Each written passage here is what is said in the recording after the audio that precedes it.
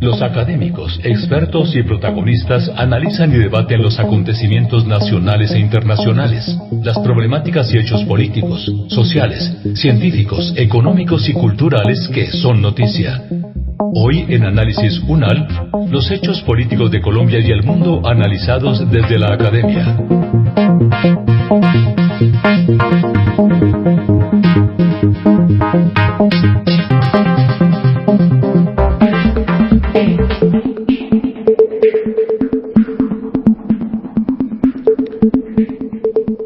Damas y caballeros, tengan ustedes muy buenos días. Estamos en el segmento temático de Buen Análisis cuando vamos a hablar sobre Salvador Allende. Hoy, lunes 25 de octubre del año 2021. Hace 70 años, Salvador Allende asumió la presidencia de Chile como el primer mandatario socialista elegido democráticamente en el mundo, y ese hecho repercutió con mucha fuerza en América Latina, que estaba viviendo un ciclo de depresión y de malestar después de algunas esperanzas que habían surgido por la Revolución Cubana. De tal manera que vamos a saludar a nuestra primera invitada, María Teresa Aya, profesora de Relaciones Internacionales de la Universidad Externado de Colombia. Profesora María Teresa, buenos días. Muy buenos días, Guillermo, ¿cómo están? Sí, señora, bien, profesora. Hablar de Allende es como hablar de ilusiones, ¿no? De sueños que tuvo América Latina y sigue teniendo en su momento. Muy interesante. Profesora, el señor Salvador Allende, y más para nuestros nuevos oyentes, digo por los jóvenes, probablemente no conocen todo el episodio, cómo vino a terminar esa presidencia del que llevaba 3 años. Y él llegó a dar las últimas palabras y además les dijo a los ciudadanos chilenos: creo que es la última vez que les hablo, porque ya los aviones de la Fuerza Aérea Chilena estaban encima del Palacio de la Moneda y habían tumbado algunas antenas de unas radiodifusoras chilenas que probablemente hubieran podido transmitir este discurso, que quedó grabado para la posteridad de la siguiente manera. La última oportunidad en que me pueda dirigir a ustedes. La Fuerza Aérea ha bombardeado las torres de Radio Portales y Radio Corporación. Mis palabras no tienen amargura sino decepción, y serán ellas el castigo moral para los que han traicionado el juramento que hicieron. Soldados de Chile, comandantes en jefe, titulares, el almirante Merino, que se ha autodesignado, más el señor Mendoza, general rastrero, que solo ayer manifestara su fidelidad y lealtad al gobierno, también será nominado director general del Carabineros. Ante estos hechos, solo me cabe decir a los trabajadores: yo no voy a renunciar. Colocado en un tránsito histórico, pagaré con mi vida la lealtad del pueblo, y les digo que tengo la certeza que la semilla que entregáramos a la conciencia digna de miles y miles de chilenos no podrá ser cegada definitivamente. Tienen la fuerza, podrán avasallarnos, pero no se detienen los procesos sociales ni con el crimen ni con la fuerza. La historia es nuestra y la hacen los pueblos. Trabajadores de mi patria, quiero agradecerles la lealtad que siempre tuvieron, la confianza que depositaron en un hombre que solo fue intérprete de grandes anhelos de justicia, que empeñó su palabra de que respetaría la Constitución y la ley, y así lo hizo. En este momento definí definitivo, el último en que yo pueda dirigirme a ustedes, pero que aprovechen la lección. El capital foráneo, el imperialismo, unido a la reacción, creó el clima para que las Fuerzas Armadas rompieran su tradición, la que le enseñara Schneider y que reafirmara el comandante Araya. Víctimas del mismo sector social que hoy estará en sus casas esperando con mano ajena reconquistar el poder para seguir defendiendo sus granjerías y sus privilegios. Me dirijo sobre todo a la modesta mujer de nuestra tierra, a la campesina que creyó en nosotros, a la obrera que trabajó más, a la madre que supo nuestra preocupación por los niños. Me dirijo a los profesionales de la patria, a los profesionales patriotas, a los que hace días estuvieron trabajando contra la sedición auspiciada por los colegios profesionales, colegios de clase, para defender también las ventajas que una sociedad capitalista le da a los pocos.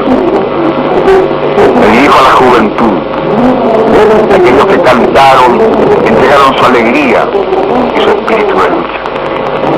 Me dirijo al hombre de Chile, al obrero, al campesino, al intelectual, aquellos que serán perseguidos, porque en nuestro país el fascismo ya estuvo hace muchas horas presente en los atentados terroristas, volando los puentes, cortando la línea férrea, destruyendo los oleoductos y los gasoductos, frente al silencio de los que tenían la obligación de proteger. La historia lo juzgará.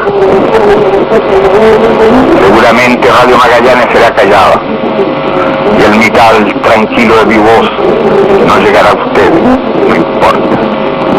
Lo seguirán oyendo. Siempre estaré junto a ustedes.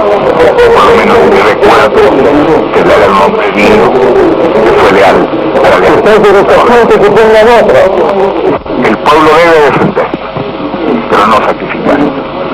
El pueblo no debe dejarse arrasar ni acribillar, pero tampoco puede olvidar. Trabajadores de mi patria, tengo fe en Chile y su destino. Superará otros hombres este momento gris y amargo donde la traición pretende imponer. Sigan ustedes sabiendo que mucho más temprano que tarde, de nuevo, abrirán las grandes alamedas por donde pase el hombre libre para construir una sociedad mejor. ¡Viva Chile! ¡Viva el pueblo!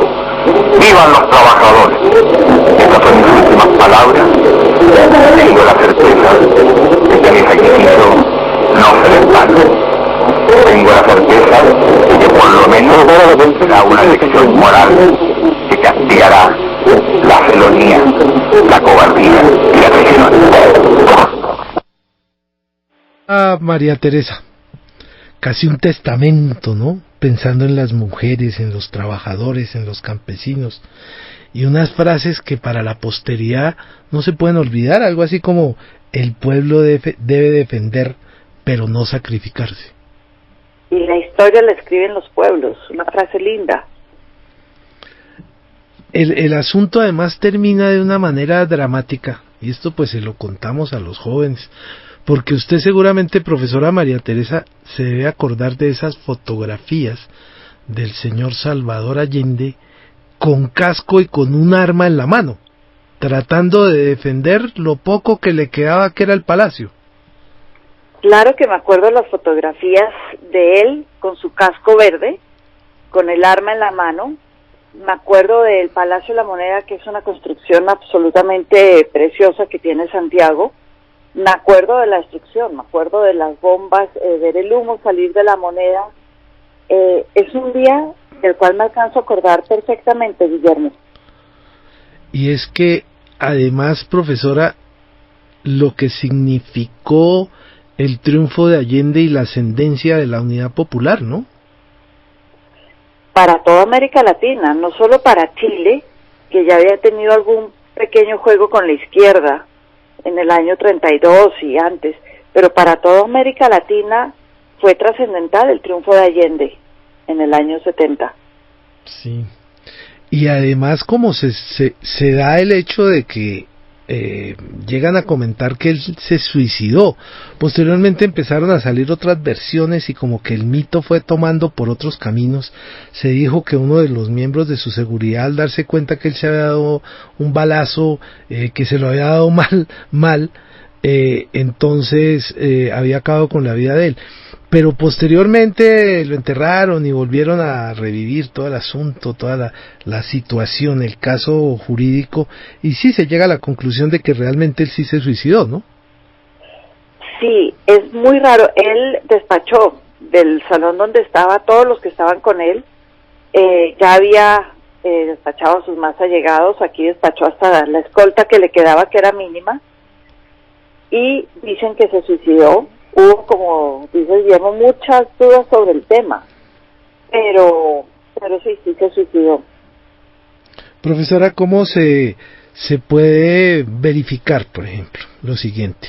El triunfo de Allende fue recibido con entusiasmo popular en estos países latinoamericanos, pero hubo unas reacciones inmediatas de Estados Unidos y del gobierno de Washington, porque el mundo estaba en medio de una guerra fría, y como que la sola palabra socialista como que producía escalofríos en la Casa Blanca, y el presidente Richard Nixon como que no tardó en iniciar un bloqueo económico contra Chile, ¿no? Porque además él ya estaba planteando la nacionalización del cobre, que era la principal fuente de ingresos del país en su momento. Estaba pensando en adoptar un sistema educativo universal y obligatorio, y una reforma agraria que gobiernos anteriores habían intentado sin éxito debido a las resistencias que formulaban los grandes terratenientes. Eso todo es muy cierto. Hay que recordar que 11 años antes había llegado al poder Fidel Castro en Cuba por la revolución, por la vía armada, y se pensaba entonces que la única manera que un gobierno de ese estilo podía llegar al poder era por la fuerza. Y oh sorpresa, Allende llega al poder por una votación popular, porque la gente lo eligió, porque la gente quiso que llegara al poder. Eso, para el mundo en plena Guerra Fría, fue bastante preocupante. Es decir, esto puede pasar, ¿qué vamos a hacer? Y sobre todo para Estados Unidos, que tenía la pelea casada con el comunismo. Todo lo que era socialista o de izquierda era malo. Era malo porque sí. Era malo porque no había otra opción a que fuera un mundo binario, maniqueísta, diríamos, donde estaba lo bueno que era lo no socialista y lo malo que era todo lo socialista. Entonces Estados Unidos sí intervino con fuerza, además del cobre. El cobre era muy importante y uno dice, pero ¿por qué el cobre? ¿Qué tenía de importante el cobre en ese momento? Todo lo que eran los cables de teléfono, de comunicaciones, de telégrafo en el mundo funcionan con cobre. Profesora, es la manera de transmitir. Y tan bueno ese cobre, ¿no? Porque las llamadas con cobre no se caían, o no se caen todavía, ¿no? Pues no se caen, el cobre es buenísimo. Sí.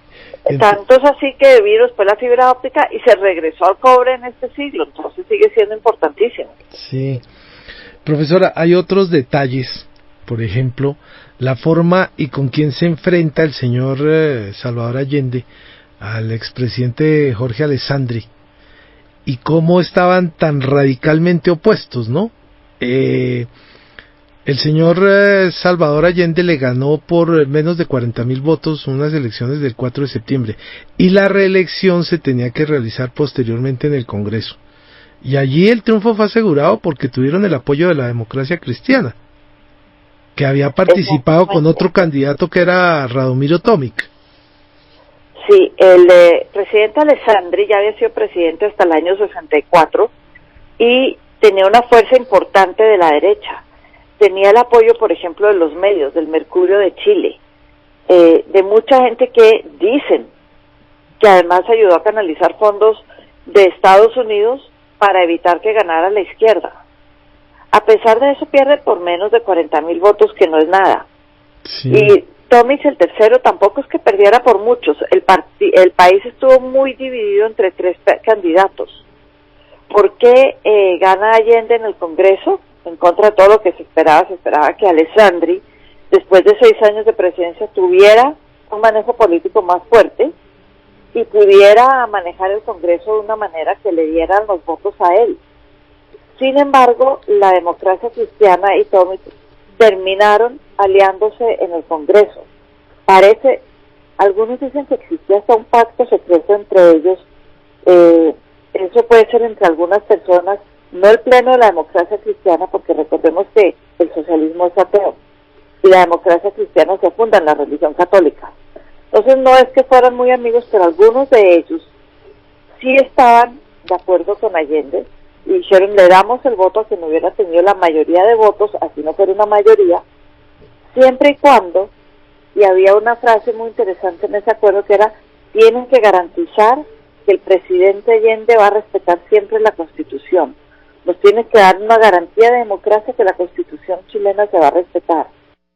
3 años más tarde, muchos en la Democracia Cristiana dicen, el presidente Allende se salió de ese pacto, no respetó la democracia, quiso nacionalizar más allá de lo que se podía nacionalizar, quiso cambiar el país, quiso hacer reformas de fondo que se salían de lo que la Carta Magna en ese momento permitía, y por eso apoyaron el golpe militar del 11 de septiembre.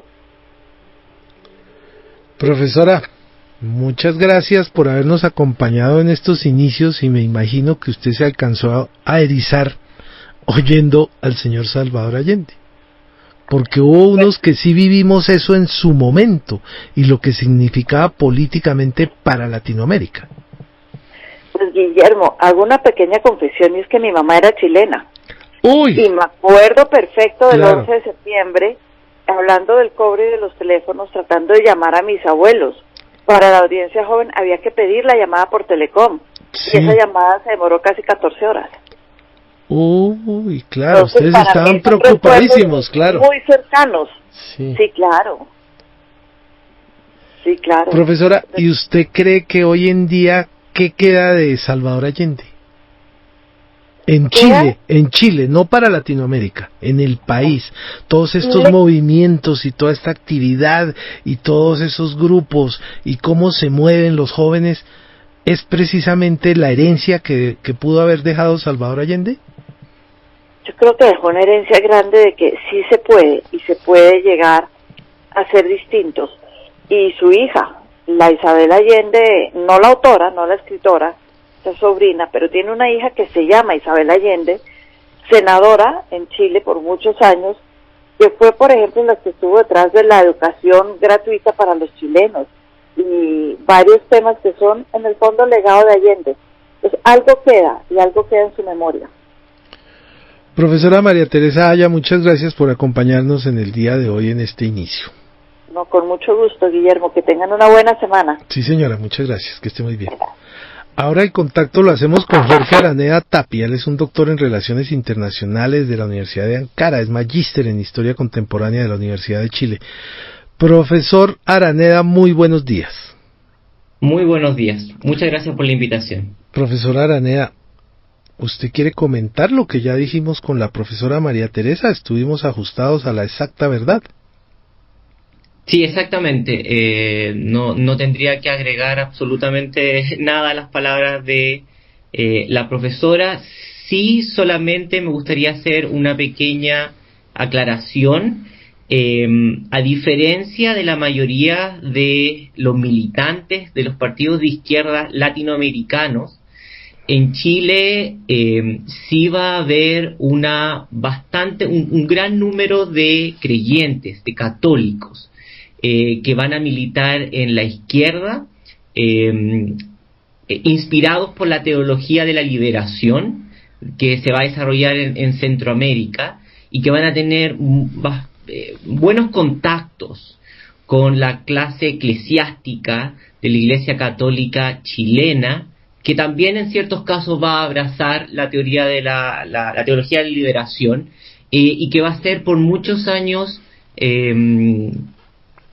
los protectores de cierta forma de los barrios más populares de la represión o de la cara más sangrienta de la dictadura militar. y eso lo pagó con sangre la Iglesia católica chilena, por una parte, pero también, lógicamente, la mayoría de los ciudadanos chilenos. Profesor, ¿qué tal si rememoramos un poco cómo la izquierda, los partidos de izquierda chilenos iniciaron a mediados del siglo XIX con el Partido Radical? ¿Qué participación siguió con el Partido Obrero Socialista, el Partido Comunista de Chile y el partido que fue fundado en 1933, que era el Partido Socialista? Que eran realmente a los cuales podría uno citar como fuentes del pensamiento radical de Salvador Allende. Sí, así es. Los procesos de industrialización, por una parte, y por otra parte el crecimiento poblacional, lo que va a llevar a cabo es una incipiente preindustrialización y posteriormente una consolidación de el proletariado en términos clásicos marxistas. Eso a la vez, y no hay que olvidarlo, y esto se repite también a lo largo de Latinoamérica, con una enorme represión por parte de los mismos estados.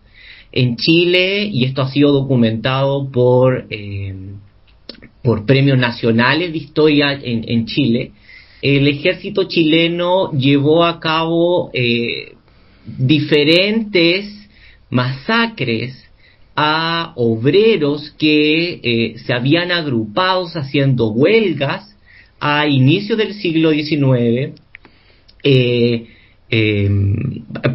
fines del siglo XIX, principio del XX, para reclamar, lógicamente, algunos derechos básicos.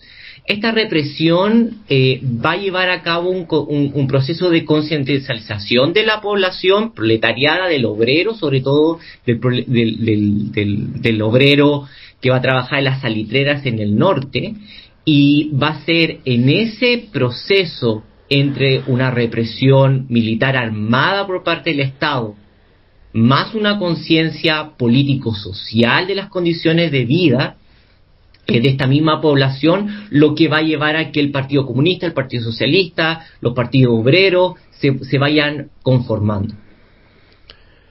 Profesor, tocaría recordar unas bases muy profundas que tuvo desde su juventud, desde el punto de vista democrático. El señor Allende llegó a la Cámara de Diputados en 1937 cuando tenía solo 29 años de edad.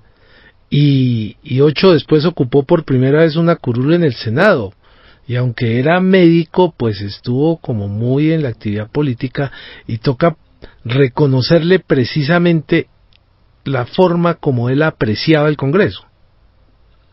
Sí, así es. De hecho, no solamente el presidente Allende va a tener una larga trayectoria política, sino que también él va a llegar a ser presidente de Chile no en la primera vez, en la primera candidatura, sino en la tercera.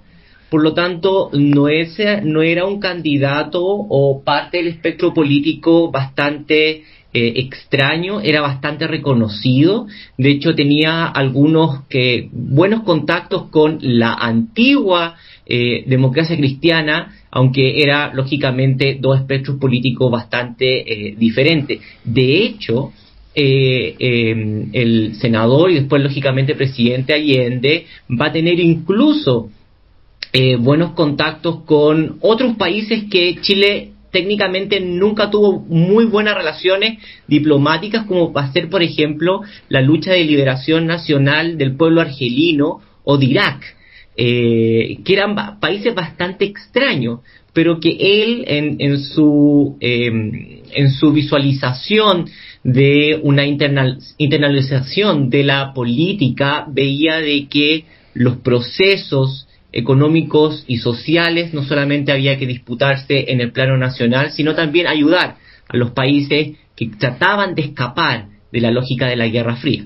Sí, profesor, hay un episodio tremendamente llamativo sobre la vida del señor Salvador Allende, y es que él fue protagonista del último duelo de honor registrado en la historia de Chile.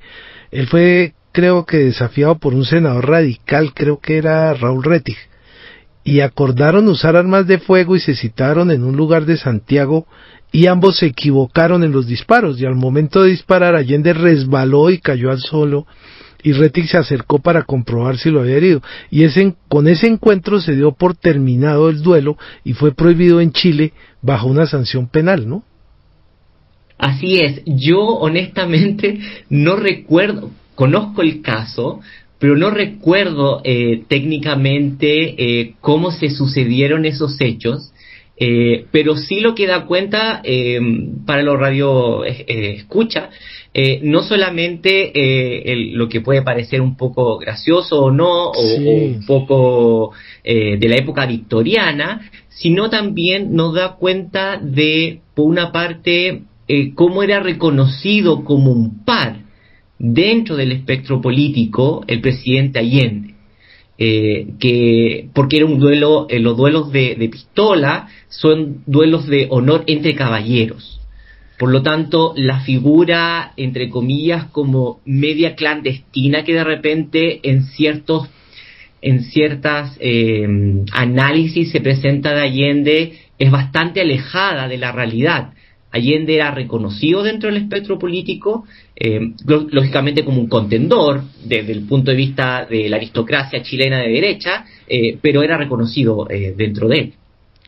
Él primordialmente, y en ese momento cuando fue candidato presidencial por primera vez tenía el apoyo del Frente del Pueblo, ¿no? Así es, un conglomerado de pequeños partidos políticos que se van a unar para llevarlo a la candidatura. De hecho, cuando logra el presidente Allende llegar a la primera magistratura, llega a ser presidente, Allende va a tener a diferentes y muy disímiles partidos de izquierda dentro de su agrupación. De hecho, ciertos partidos de izquierda le van a hacer muy difícil gobernar a Allende, sobre todo los que veían la revolución cubana como el camino real para, lógicamente, un proceso socialista, siendo que Allende, por su formación, siempre fue bastante legalista y constitucionalista, que fue una tradición que el partido, que su partido, lógicamente, va a continuar a lo largo de los últimos 50 años, que es el respeto de la ley y el respeto de la Constitución, y que no plantearon una vía armada, como mencionaba la profesora anteriormente, como la opción para llegar al poder. Y eso le va a causar muchos problemas. De hecho, el presidente Allende va a salir a declarar públicamente incluso que estos grupos o partidos tenían que, lógicamente, volver a la legalidad. Profesor, la elección de Allende nunca fue bien recibida por un gobierno como el de Richard Nixon, ¿no? Que además tenía un montón de presiones alrededor de los conflictos del Medio Oriente y de la guerra del Vietnam. En particular, su mayor contendor, Nixon, por una parte, va a ser Kissinger. Sí. Kissinger, un anticomunista y antisocialista declarado, veía a Allende como un peligro enormemente potencial para el Cono Sur, particularmente por cómo había llegado al poder de una forma democrática, sin disparar ningún tiro, pero también y quizás con mayor recelo por el enorme apoyo popular de que no solamente se vio reflejado en las urnas, sino también en la población en general, que era algo que Kissinger particularmente veía con reticencia, más allá de que haya llegado al poder, era cómo poder neutralizar el apoyo popular al presidente Allende, y que lógicamente lo va a lograr después con el proceso de la dictadura, con el dictador Pinochet. Sí, se cuenta la historia que la CIA había advertido la posible construcción de una base de submarinos soviéticos en la bahía cubana de Cienfuegos, y Washington había mantenido un tenso intercambio con el gobierno soviético por impedir esa instalación, y motivado por la misma prevención, entonces Nixon dio instrucciones que además las dejó escritas y aparecen en sus memorias para apoyar a los oponentes de Allende.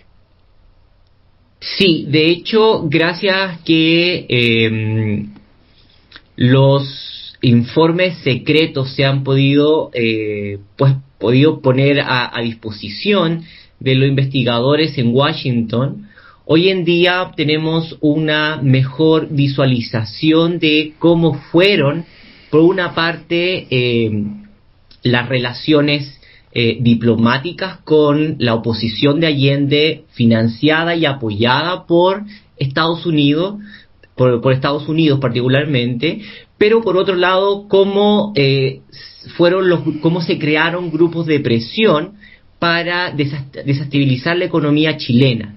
Estoy hablando hace 10 años atrás, no tanto, 10, 15 años atrás, se conocía de que el gremio de los camioneros, el gremio del transporte, el empresariado, como mencionaba la profesora, el enorme capital simbólico y cultural que desempeñaba el diario El Mercurio, como el gran diario nacional, privado lógicamente.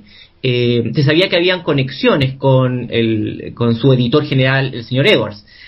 Pero nunca se pudo comprobar realmente. Ahora tenemos las pruebas, gracias a que todos estos documentos ahora podemos acceder y podemos conocer cómo dinero, cómo dólares entraron al país, entraron a Chile a través de la embajada y terminaron en manos de el ex editor general y dueño del Mercurio, Edwards, y otros partidos políticos. Además se sabe y está comprobado que hay fondos autorizados por Nixon que fueron entregados a sectores de la oposición para estimular a quienes se han sentido afectados por el triunfo de la Unidad Popular, como por ejemplo la Confederación Nacional de Dueños de Camiones, que además convocó paro nacional en octubre del 72, y esa huelga causó grandes dificultades a las cadenas de suministro del país. Pero Allende como que probablemente hizo algo bastante grande, que era impulsar en el Congreso la nacionalización de la banca y la minería, que producía las 3/4 partes de los ingresos de Chile, y eso estaba en manos de dos empresas norteamericanas, que era la Anaconda y la Kennecott. Sí, de hecho, se olvida o se tiende a olvidar de que la reforma agraria, particularmente, y las ideas de nacionalización de ciertos sectores de la economía no van a ser con Allende, sino con el gobierno anterior de Frei padre. Sí. Y él va a ser el que va a iniciar el proceso de reforma agraria muy incipientemente, pero lo va a iniciar, y también algunas ideas de cómo estatizar o nacionalizar ciertas industrias particulares. Con la llegada de Allende, particularmente, este proceso se va a ampliar y se va técnicamente no solamente a ampliar, sino se va a profundizar, buscando, por una parte, tratar de crear fondos nacionales, pero también de construir un tipo de economía en donde el Estado y, lógicamente, el sistema político pudiera tener algún tipo de voto en términos de control sobre ella. ¿Cómo se puede explicar una reacción de Washington en el sentido de que empezaron a negar créditos externos a Chile y declararon un embargo del cobre chileno? Y entonces Allende se puede trasladar a las Naciones Unidas en el año 72 y denuncia un invisible bloqueo financiero y económico ejercido por los Estados Unidos contra su gobierno. Sí, de hecho, Allende, y no solamente Allende, sino el gobierno, o sea, la institucionalidad y los partidos que lo apoyaban, sabían y tenían lógicamente claro de que uno de sus grandes peligros en términos de continuidad presidencial, pero también de su proyecto político, iba a ser Estados Unidos.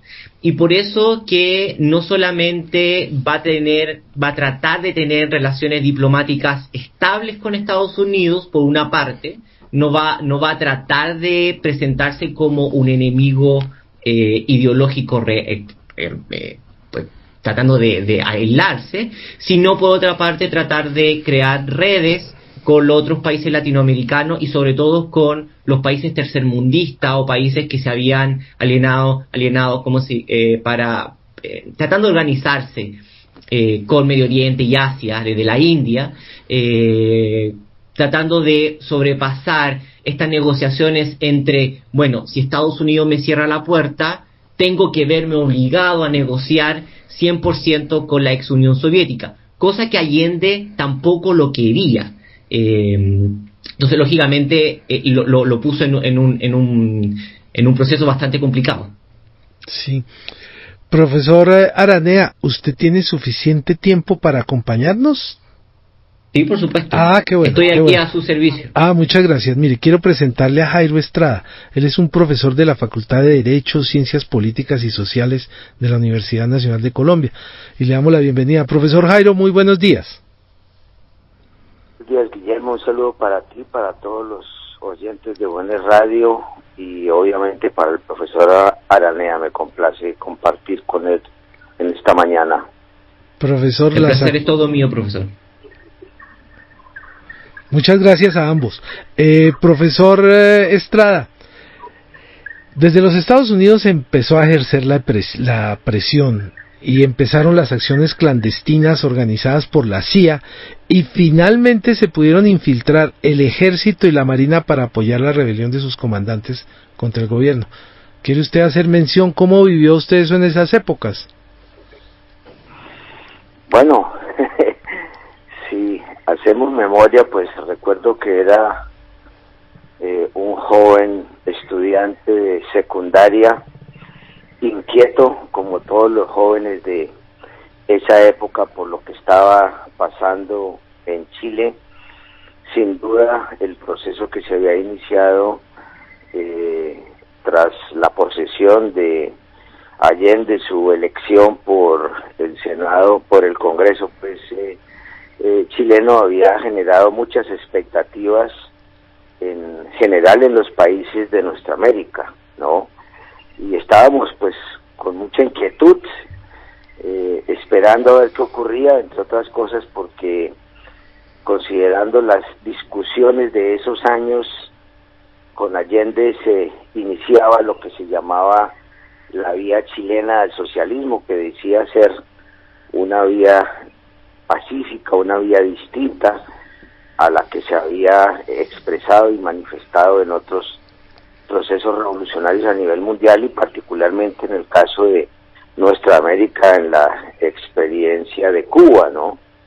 Cuando advertimos toda esta hostilidad del gobierno de los Estados Unidos, pues confirmamos un poco de lo que nos habíamos venido informando, de lo que habíamos venido escuchando, en el sentido de que previo a la elección de Allende como presidente, pues ya había toda una toda una política orquestada por ese país y particularmente pues por el gobierno de ese país y particularmente por la CIA, en la que se advertía pues el descontento porque llegara pues Allende a la presidencia. Se sabe que hubo toda una serie de actividades, de acciones para impedir que fuera Allende electo. Ya había ocurrido incluso en la campaña electoral anterior en la que él también había participado, en la que la CIA invirtió bastante dinero pues para evitar un eventual triunfo de Allende. Así que estábamos frente a una situación que daba cuenta pues de las complejidades de esos tiempos, particularmente de un orden mundial que se inscribía claramente en la confrontación capitalismo y socialismo, y en el que en consecuencia todo lo que se advirtiese que que podía desviarse de lo que era, el orden en el patio trasero de los Estados Unidos, pues se veía con mucho recelo, ¿no? Profesor, los ataques directamente llegaron a su punto culminante el 11 de septiembre de 1973, cuando Allende fue despertado con la noticia de que en las sedes de la Unidad Popular y los medios de comunicación estaban siendo ocupados por el ejército. Y a las 7 de la mañana llegó a su despacho en el Palacio de la Moneda, con su traje de calle, con un casco y portando un fusil AK-47 que le había regalado Fidel Castro. A la hora recibió una llamada de Augusto Pinochet, que era el comandante del ejército, y él le dijo que tenía que abandonar el palacio y hasta le ofreció un avión para llevarlo a Cuba. Ante la negativa de Allende, Pinochet ordenó el bombardeo del palacio. Se sabe que al final del discurso que pasamos al inicio de este espacio, hubo un estruendo de la primera bomba sobre el palacio. Y cuando se apagó el incendio, los soldados ingresaron y encontraron una docena de sobrevivientes que habían sido ejecutados. Así, entonces empezó esa situación que alteró completamente el curso de la vida social y económica de Chile, ¿no? Sí, así es. Se produjo de esa manera, pues lo que ya se venía preparando. La consumación pues de el golpe de Estado, previamente tanto la Marina chilena como la aviación chilena, los comandantes de esas fuerzas pues habían venido articulándose en todo este complot junto con quien hasta semanas antes había sido pues el segundo al mando dentro del ejército chileno.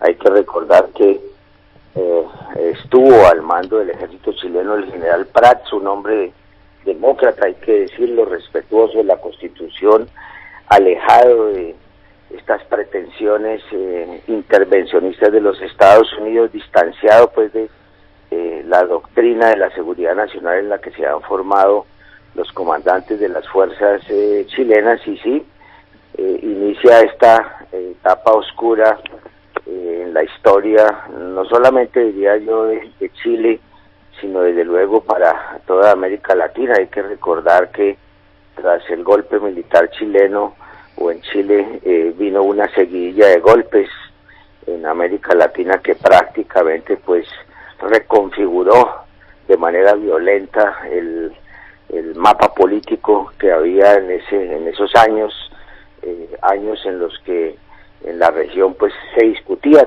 acerca de proyectos políticos alternativos, y particularmente pues en el caso de Chile se venía discutiendo sobre la posibilidad de construir el socialismo por la vía pacífica, ¿no? Respetando el orden constitucional vigente, el orden constitucional existente. De ahí se derivaron desde luego muchas lecciones que luego fueron discutidas con mucha intensidad en los años posteriores.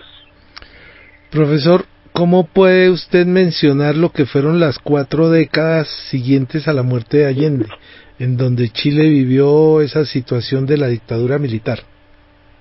Perdón, yo puedo... Claro, antes claro, profesor Araneda, adelante. Responda esa consulta. Me gustaría también puntualizar para los radioescuchas de que Pinochet se encuentra en ese lugar, en ese preciso lugar, como general del ejército, de una forma bastante singular, si uno lo puede poner en algún tipo, en tanto de que el general del ejército que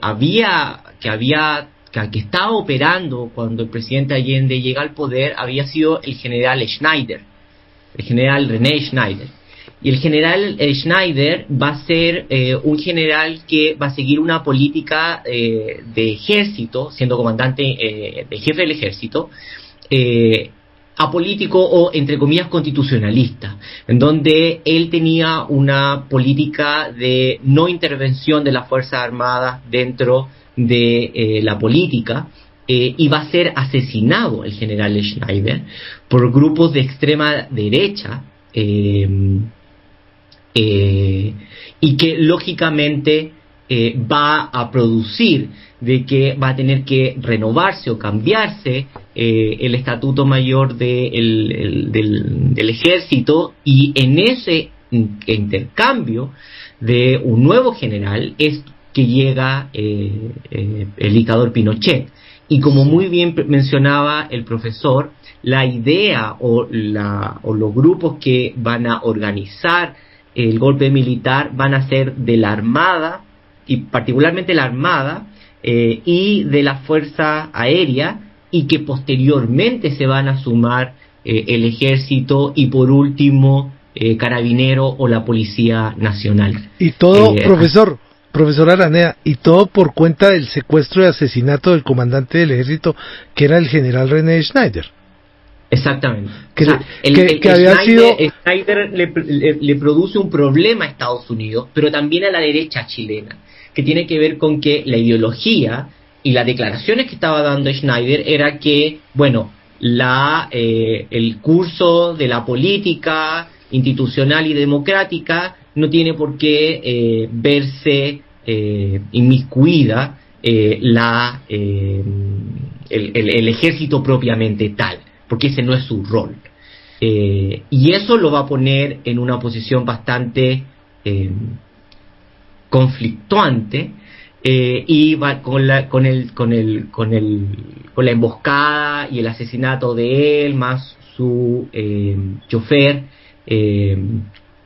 bajo las órdenes de grupos de extrema derecha. Profesor Araneda, estábamos hablando, nos habíamos referido al profesor Estrada preguntándole acerca de la vigencia de Salvador Allende a los 50 años del triunfo de la Unidad Popular. ¿Qué nos puede comentar, profesor Jairo? No, pues sin duda es un hombre de la historia de nuestra América, es un hombre que luchó durante muchas décadas, hay que decirlo, por sus ideales. El Allende que nosotros conocemos no es simplemente el Allende que llegó a la presidencia de la República en 1970, es un Allende luchador de varias décadas, fundador del Partido Socialista Chileno junto con otros jóvenes en el año de 1933, un hombre que siempre estuvo en el debate, en la contienda política, que incluso ocupó pues cargos de gobierno, fue ministro en gobiernos anteriores, estuvo en el Senado de la República, es decir, un luchador de toda la vida a su manera, desde luego, con sus visiones, sin duda pues un hombre demócrata, que situado en el contexto histórico en el que le tocó vivir, pues evidentemente vivió unos tiempos en los que con mucha vehemencia, con mucha pasión se discutían alternativas al orden capitalista vigente. Hizo parte de quienes pensaron que era posible construir alternativas por la vía pacífica. Incluso en el seno de su propio partido había sectores que lo consideraban pues muy moderado, digámoslo en esos términos. El propio César Altamirano y otros dirigentes pues de la izquierda chilena probablemente hubiesen querido un Allende más radical, pero pues esa fue su visión, con ella fue consecuente, siempre pues pensando en que era posible que una sociedad se transformase a partir de la institucionalidad vigente. Su propia mirada frente a las fuerzas militares pues da cuenta de eso, confió en lo que se llamaba su profesionalismo, esperó que esa doctrina Schneider efectivamente pues se replicara, probablemente pues no apreció con suficiencia que entre tanto en el contexto de la Guerra Fría pues estaban produciendo transformaciones importantes incluso en la institución militar chilena, y ella ya se encontraba escrita en buena parte pues de su dirigencia, como lo advertíamos pues con el general Merino, con el general Gustavo Láez y luego con el propio Pinochet, ya estaba escrita pues en la lucha frontal que se adelantaba o se pretendía adelantar contra el comunismo en nuestra América. Si hoy miramos, creo que no solamente hay que estudiar pues el Allende, que fue objeto de un golpe de Estado que no pudo llevar finalmente a cabo su proyecto político, sino también pensar en los propósitos de construir una sociedad alternativa que inspiraron a la Unidad Popular en general y específicamente a Allende, ¿no? Su defensa pues por las causas de los más pobres, su propósito de nacionalizar en su momento los sectores estratégicos claves de la economía chilena, la política pues en defensa de los recursos naturales con la nacionalización del cobre, el impulso, la continuidad que se le dio a la reforma agraria, ya obviamente mucho más radicalizada, que había iniciado en el gobierno anterior, la política frente a los trabajadores y las trabajadoras de esa época, en fin, es decir, yo creo que hay muchos temas que siguen vigentes en el presente latinoamericano, considerando que en el presente latinoamericano las profundas desigualdades que vivió Allende esencialmente son desigualdades que no solo no se han superado, sino que se han agudizado, se han profundizado, y en ese aspecto su legado es sin duda al mismo tiempo un ejemplo para quienes piensan desde una perspectiva humanista, como lo fue él, en superar las condiciones oprobiosas, digamos, de estas sociedades en las que nosotros vivimos. Profesor Jairo Estrada, muchas gracias por acompañarnos hoy aquí en sus emisoras. Muchas gracias, Guillermo. Bueno, un saludo para ti y para el profesor Araneda allá en Chile. Sí, señor. Profesor Araneda, queríamos empezar a caminar ese camino, empezar a recorrer ese camino alrededor de lo que significa esa contradicción de un país en el que se habían triunfado unas ideas de carácter socialista y empieza a cambiarse la economía y a adaptarse a algo que precisamente habían traído y pues lo habían logrado de una manera aparentemente académica, llevando a los Chicago Boys y poniendo a caminar esas teorías neoliberalistas.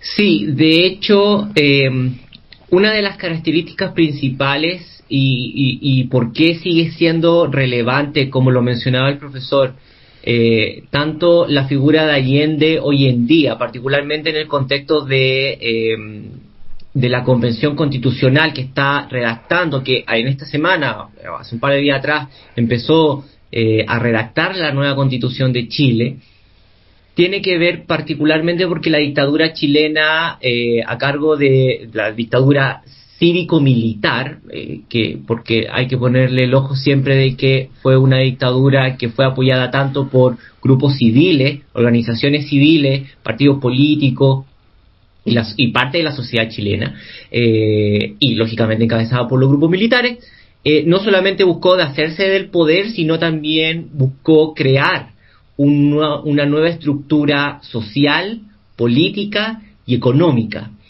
Y eso lo hizo a través de una planificación de estructuras institucionales que no solamente van a afectar la institucionalidad misma del Estado, sino su economía, y con eso moldear una nueva sociedad. Vamos a decirle buenos días en este momento a Ignacio Iriarte. Él es un periodista chileno, es consultor en comunicación estratégica. Periodista, bienvenido a las emisoras de la Universidad Nacional de Colombia. Hola, muy buenos días por acá. ¿Cómo están? ¿Cómo les va? ¿Cómo están ustedes? Bien, sí, señor. Estoy escuchando muy atentamente el programa, muy interesante por lo demás todo lo que han conversado los distintos profesores. Saludos al profesor que está también ahí. En Colombia estábamos con el profesor Jairo Estrada y también estamos en contacto con Jorge Araneda, quien es un magíster en Historia Contemporánea de la Universidad de Chile. Pero queríamos preguntarle a usted, periodista, de qué manera observa usted todo ese cambio que tuvo la sociedad chilena y qué significó tener durante 4 lustros un gobierno como el de Pinochet.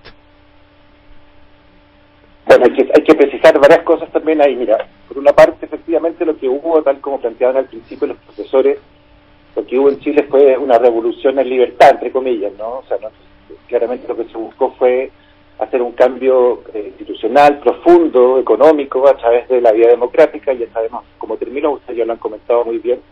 Luego de eso vendría, y lo definiría yo más bien como una revolución capitalista, ¿no? Porque efectivamente fue una revolución también. Aquí hubo, como toda revolución, hubo violencia, hubo fuerza, hasta los partidos de izquierda en ese minuto, hubo, como tal dice el profesor recién, un cambio profundo en las estructuras económicas, se empezó a privatizar buena parte de la empresa chilena, y claro, 4 lustros son 20 años, pero podríamos decir que efectivamente la dictadura duró 17 años hasta el año 1990, cuando vuelve la democracia con Patricio Aylwin en Chile, pero el modelo neoliberal, el modelo capitalista que ha instalado en Chile hasta el día de hoy, digamos, y eso probablemente es una de las causas por las que se produjo el estallido social, tratando de volver un poco al momento actual chileno, ¿no? El año 2019, en esta misma fecha, en octubre, se produjo este estallido social que tiene que ver básicamente con un gran malestar de la sociedad chilena hacia un modelo que definitivamente no estaba respondiendo a las necesidades de la ciudadanía, del pueblo, ¿no? En tanto, efectivamente Chile es un país que creció mucho durante un buen periodo de tiempo. Hemos tenido cifras que se dio Naciones Unidas, los bancos mundiales, el Programa Económico para el Desarrollo han sostenido como que efectivamente nos hemos desarrollado sistemáticamente, pero por otro lado seguía quedando atrás una gran parte de la población, sobre todo de sistemas vinculados, por ejemplo, a las pensiones, a los sueldos, a la desigualdad de ingresos.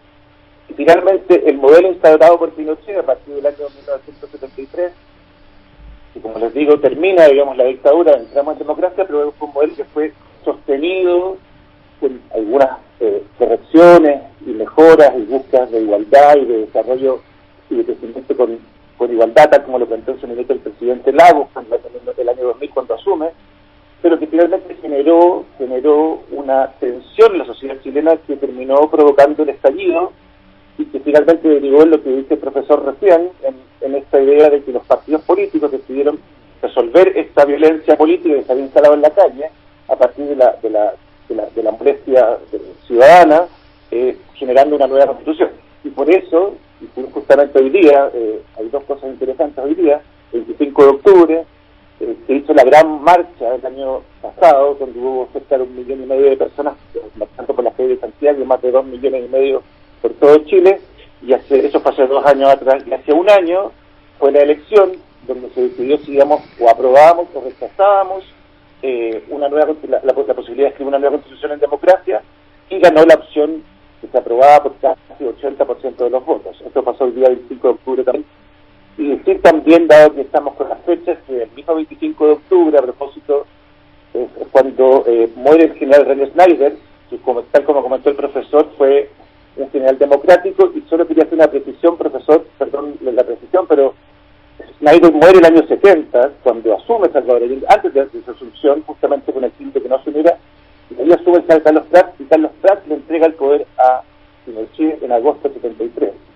Perdón por la precisión, profesor, pero usted sostuvo que Snyder le traspuso el poder a Pinochet, fue Prats quien estuvo entre medio, pero esto a propósito de las fechas, y el día 25 de octubre también como un hito relevante en la historia de Chile, porque va a quedar marcado como el momento en que Chile decidió cambiar el modelo neoliberal a través de una nueva constitución, y justamente ocurre hoy, 25 de octubre, que celebra 1 año de la Gran Marcha, 2 años de la Gran Marcha y 1 año de que fuera la elección por el apruebo o rechazo de la nueva constitución.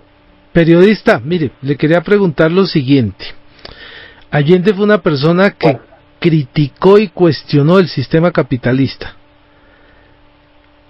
Uno puede pensar que hay una necesidad hoy en día de efectuar unos ajustes, pero ¿qué tanto van a poder quedar incorporados dentro de esa constituyente que ustedes tienen para proyectar probablemente lo que él, de lo cual se quejó tanto, y era que había un manto de barbarie social en el cual se acrecentaban los problemas de la sociedad?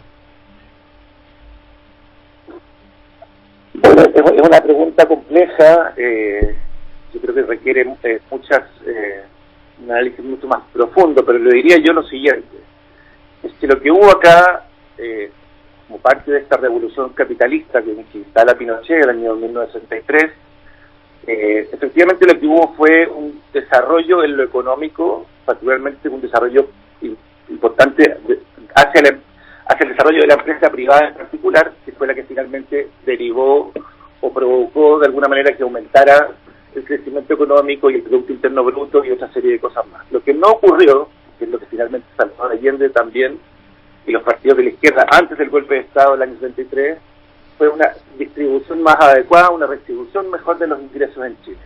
Efectivamente este país creció, hoy día tenemos mejor acceso a la salud, lo que había en esos tiempos, bueno, toda América Latina se ha desarrollado también, un mejor acceso a la educación, hoy día tenemos, gracias al gobierno de la presidenta Bachelet, educación gratuita para el 60% de los alumnos del mundo de la universidad, digamos, el mundo universitario. Se empezó a avanzar, efectivamente te diría que el último gobierno de la presidenta Michelle Bachelet, que termina en 2018, trató de hacer algunos pequeños avances en justamente buscar un mejor equilibrio en esa lucha que había sostenido Salvador Allende. Recordar que la presidenta Bachelet es militante del Partido Socialista, del mismo partido que era el presidente Salvador Allende. Sin embargo, fue torpedeada básicamente por la derecha en el Parlamento, en el que muchas leyes vinculadas a temas como las relaciones laborales, la profundización justamente del tema de la educación, donde se buscaba una gratuidad cercana al 100%, y otros temas fueron torpedeados y fueron impedidos de avanzar en ese Parlamento. Luego asumió el gobierno actual del presidente Piñera, un gobierno que ya sabemos que es un gobierno de derecha, en que todos los pequeños avances que había logrado instalar la presidenta Bachelet quedaron congelados, no se pudieron retrocedido, pero congelados.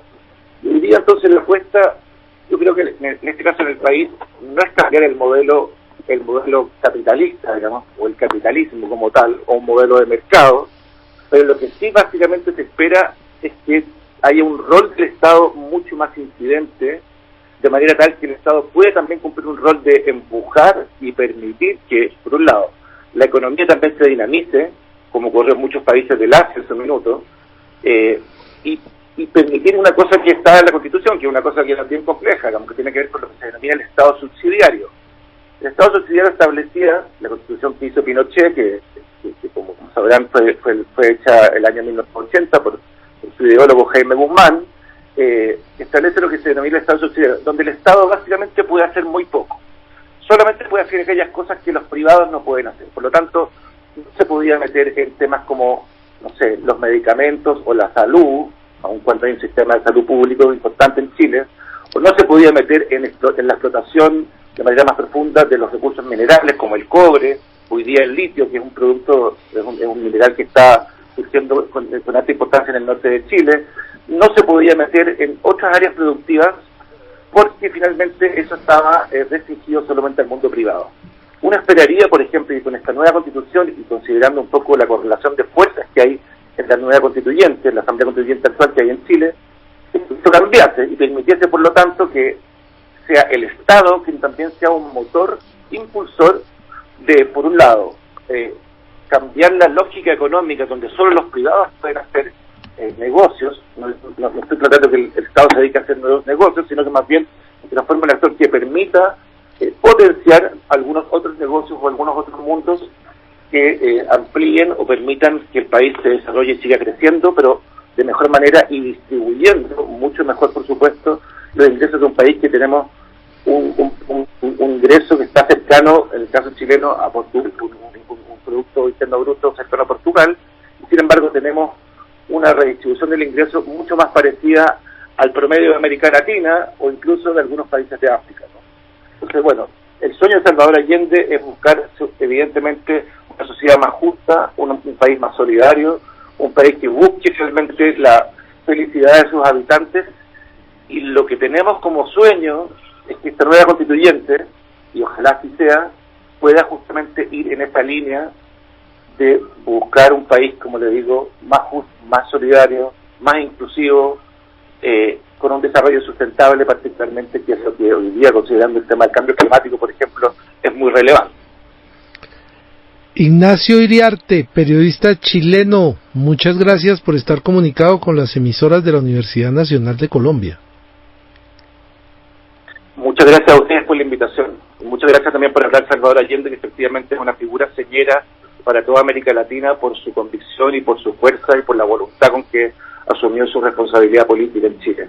Sí, señor, muchas gracias. Y que esté muy luego. bien. Hasta luego.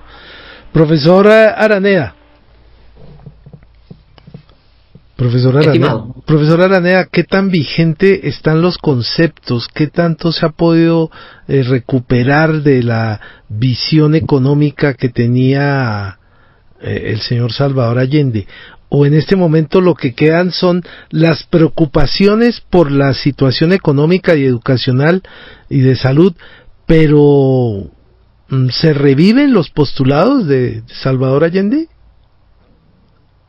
No, yo creo que los postulados, en primer lugar hay que comprender que el presidente Salvador Allende vivió, pensó, escribió en una época particular de la historia, con una historia, con un peso histórico que él tenía en sus hombros, de una lucha social, sindical, campesino, obrera, de un país con profundas desigualdades, con una profunda pobreza, analfabetismo, etcétera, etcétera. Y por lo tanto, sus postulados en términos de construcción de un país, sus políticas, si uno puede, si quiero ir más concreto, sus políticas son bastante difíciles de aplicar. Su esperanza, su modelo de cómo él preveía o pretendía que la sociedad en términos sociales, culturales, se movilizara, eso quizás sí es mucho más rescatable y tiene hoy día sí una cabida mucho más real. Ahora, como lo mencionaba el señor invitado, el periodista, en realidad lo que actualmente se debate, y se debate muy acaloradamente dentro de la Asamblea Constituyente y también del espectro político, es más bien la sombra de la constitución de la dictadura militar, con los pequeñísimos ajustes que Lago pudo hacer en el 2005. Es ese el muro que la sociedad actual chilena está tratando de ver de qué forma se puede crear algo nuevo. El ascenso de Pinochet no solo afectó el tema correspondiente a derechos humanos, sino que marcó unos momentos con ese programa llamado El Ladrillo, afectó realmente a buena parte de la población en lo que tiene que ver con educación, pensiones, vivienda y salud. Sí, exactamente. La sociedad chilena va a llevar a cabo, a través de los Chicago Boys, una reestructuración completa, y eso es lo que muchas personas que no han estudiado o no son cercanas al caso chileno cuesta un poco imaginar. La dictadura militar no solamente trató de hacerse con el poder y eliminar lo que ellos denominaban en la lengua de la lingüística de la época con el cáncer marxista, sino trató de conformar una nueva sociedad a través de la economía. Y eso significó que creó diferentes pilares. Solamente lo voy a mencionar, no quiero entrar en ellos porque es una discusión mucho más profunda, pero en primer lugar creó un plan laboral que va a romper con toda la tradición sindicalista, que es la ley 2007-56, si no me equivoco, que en primer lugar lo que hizo fue negar las negociaciones colectivas, limitar todo lo que tenía que ver con la fuerza del sindicato, y por otra parte crear la posibilidad de reemplazar a los trabajadores, por ejemplo, que estaban en huelga, lo que hacía de facto que la huelga no tuviera ningún poder. Revitalizó y puso en juego todo lo que tenía que ver con la subcontratación.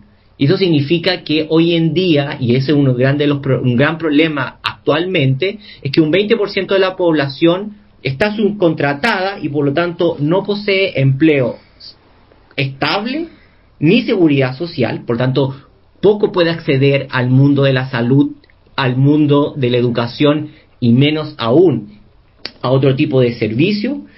Creó el sistema de AFP, de las asociaciones de fondos de pensiones, con una capitalización individual forzosa. Eso significa que todos y cada uno de los individuos tienen que responder, o sea, tienen que destinar sus fondos a la AFP sin poder retirar nada. Profesor Araneda, eso se lo entendemos perfectamente, y Colombia ha sido víctima de algunos sabios que han querido trasladar esos elementos del modelo chileno.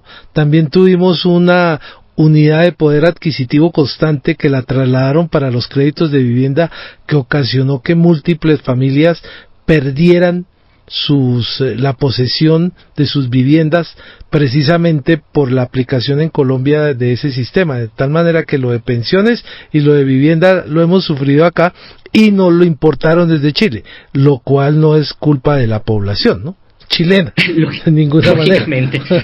Nosotros no excusamos de la exportación bueno, Colombia nos exportó el Transmilenio. Sí.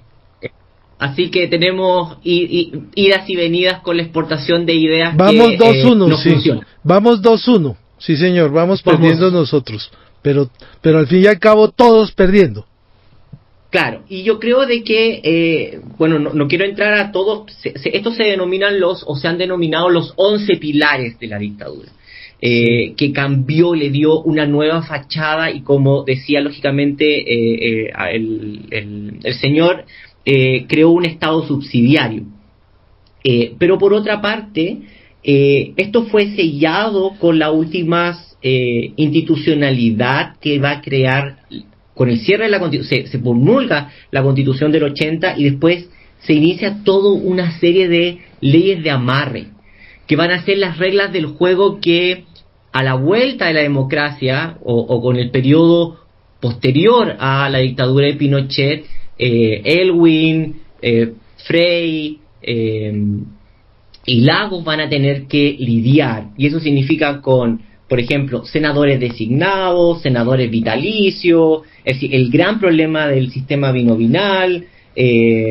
Por ejemplo, los diputados y senadores no podían fiscalizar el sistema de las instituciones militares, y eso lo que va a producir es que al final terminan los primeros gobiernos de vuelta a la democracia administrando un sistema. En tanto de que no podían cambiar el sistema, en tanto que las reglas del juego no se lo permitían. Muchos de los grandes pilares de la Constitución de la dictadura necesitaban un quórum muy alto dentro del Senado para cambiarlo. Por lo tanto, esto lo que hizo es agudizar una serie de problemas dentro de un Estado que no está presente en la vida diaria de la población, y que la población tiene que lidiar con bajos sueldos, con precarización del empleo en un mundo completamente privatizado. Profesor Jorge Araneda Tapia, muchas gracias por habernos acompañado hoy en este espacio. ¿Usted cree que pudiéramos terminar este espacio diciendo que Salvador Allende sí fue un revolucionario, sí fue un demócrata y sí fue socialista? Sí, las tres sí. Sí fue un político que creyó en la democracia.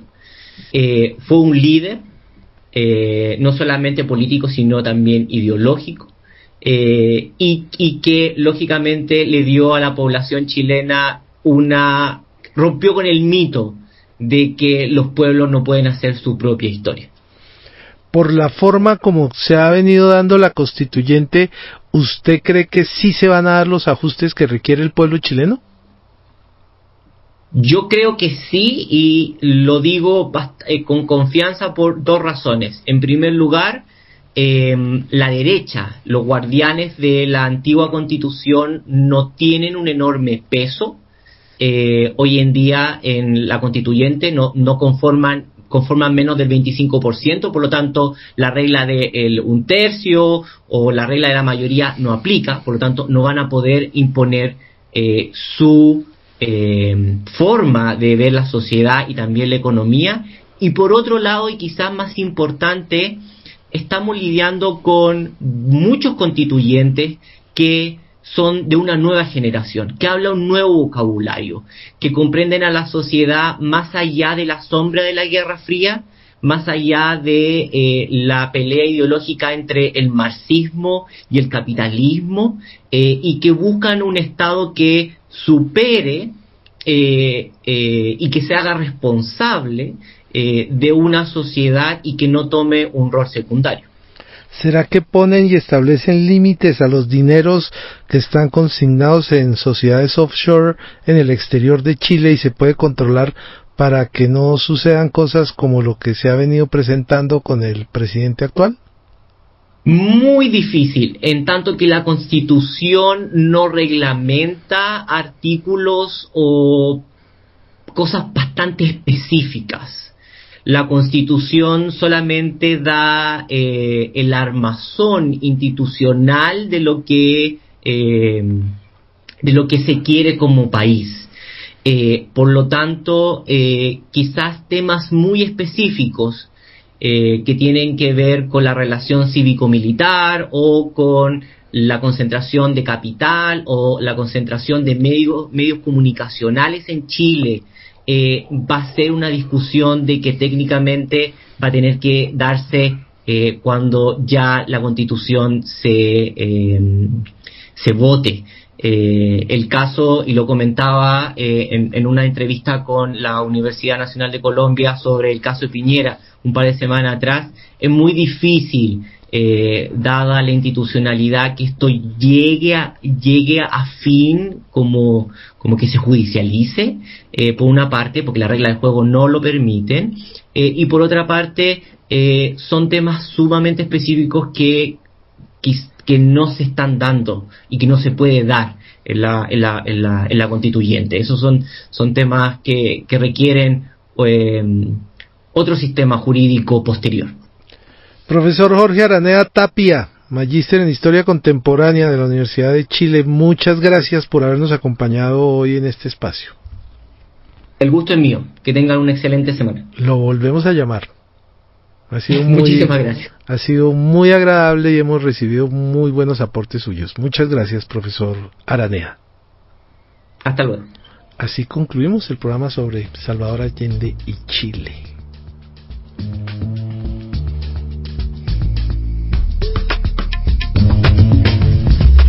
Están escuchando Análisis UNAL. El registro de las actividades académicas y culturales de la Universidad Nacional de Colombia.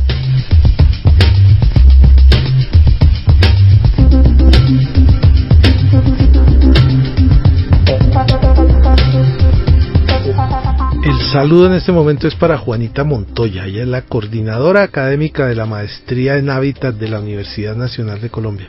Profesora Juanita, muy buenos días. Muy buenos días, Guillermo, ¿cómo has estado? Bien, profesora, ¿qué tal si nos habla usted sobre esas noticias y la forma como están abiertas las inscripciones para la maestría en Hábitat? Bueno, muchas gracias. Sí, queremos contarle pues a la audiencia que la maestría en Hábitat de la Facultad de Artes está en inscripciones, tiene abiertas sus inscripciones hasta el 5 de noviembre. Esta es una maestría que tiene la finalidad de contribuir a mejorar pues las condiciones de vida de nuestra población.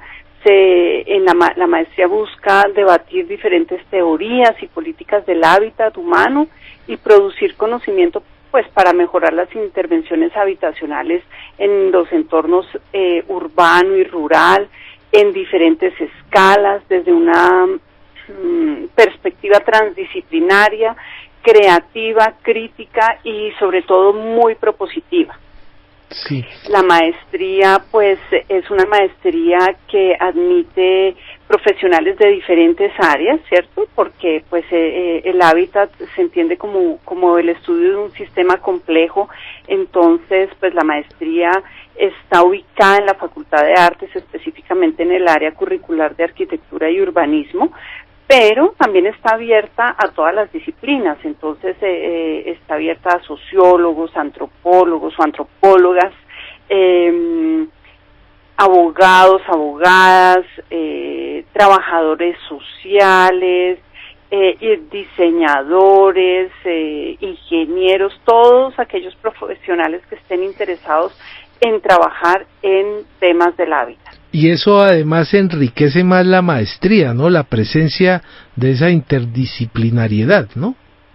Por supuesto, porque pues el hábitat hay que estudiarlo desde diferentes ópticas, ¿cierto? Entonces, sea que se trabaje pues desde el tema de la arquitectura o desde el ordenamiento territorial, pero también es muy importante esta parte humanística, sociológica, antropológica, ¿no? De las ciencias sociales, pero también técnica, específicamente ahora desde el punto de vista de los abogados, de los o incluso los diseñadores industriales, gráficos, artistas, todos son bienvenidos en nuestra maestría porque el hábitat es muy complejo y tiene que ser abordado desde diferentes disciplinas y con sobre todo un trabajo transdisciplinar, ¿no?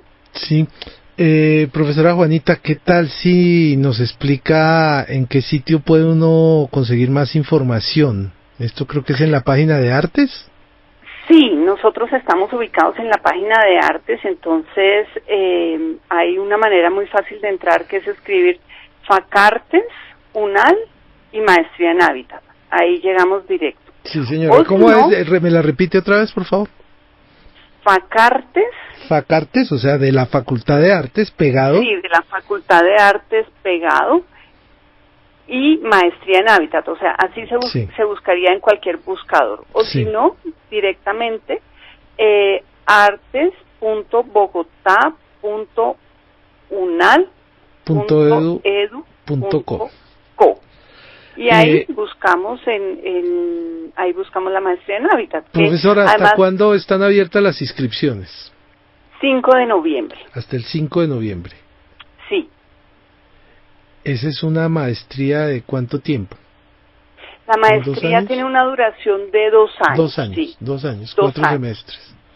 Sí. Y suponemos que van a ser presenciales, ¿no?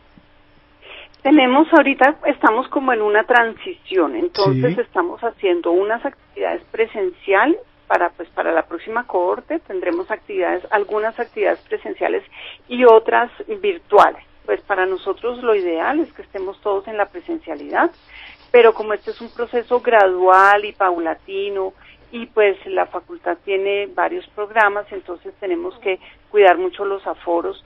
Pero en este momento ya estamos dando una asignatura electiva presencial y esperemos que todo esto, como estamos mejorando, pues vamos a seguir ampliando la presencialidad. Sí.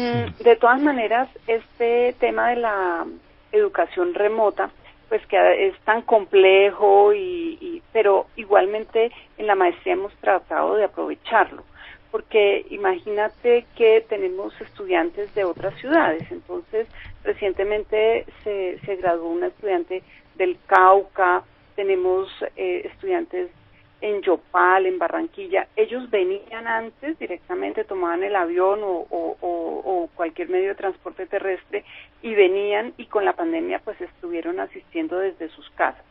Entonces esto pues tiene cosas buenas y cosas no tan buenas, pero una de las cosas buenas es como que aprovechamos esa educación remota pues para que la gente pudiera seguir desde sus casas recibiendo sus estudios. Sí, señora. Profesora Juanita Montoya, la coordinadora académica de la Maestría en Hábitat de la Universidad Nacional de Colombia, muchas gracias por su invitación de inscripciones a la maestría, que tenemos plazo hasta el 5 de noviembre y que podemos obtener la información, por ejemplo, en artes.bogotá.unal.edu.co. Muchas gracias, profesora Juanita. Bueno, muchas gracias, saludos a todos y esperamos verlos en la maestría. Muchas gracias, profesora. Bueno, hasta luego.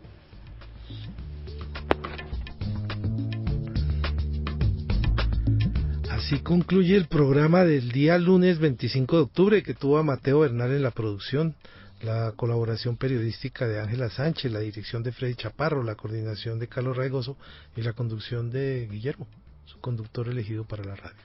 Gracias por esa confianza que usted me suministra diariamente. Nos despedimos también de Elizabeth Estrada. Recibo por el teléfono la información sobre ella y resulta que Elizabeth estudió en la Universidad de Chile.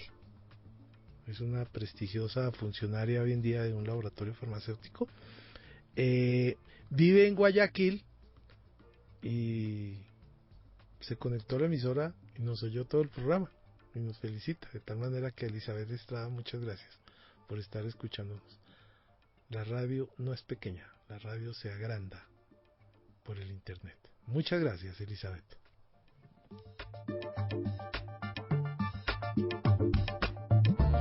Concluimos la emisión de Análisis UNAL por las emisoras de la Universidad Nacional de Colombia, 98.5 FM Bogotá, 100.4 FM Medellín y radio.unal.edu.co.